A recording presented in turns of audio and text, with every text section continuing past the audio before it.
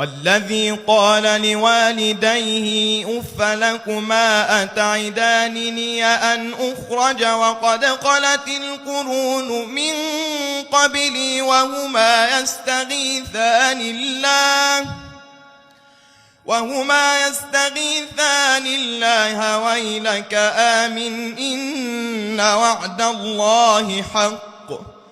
فيقول ما هذا إلا أساطير الأولين أولئك الذين حق عليهم القول في قد خلت من قبلهم من الجن والإنس قد خلت من قبلهم من الجن والإنس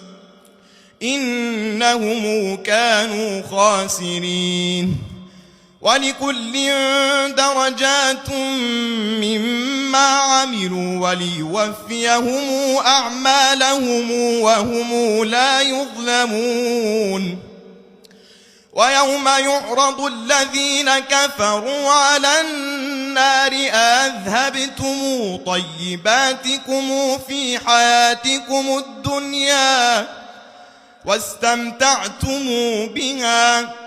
فاليوم تجزون عذاب الهون بما كنتم تستكبرون في الأرض بغير الحق وبما كنتم تفسقون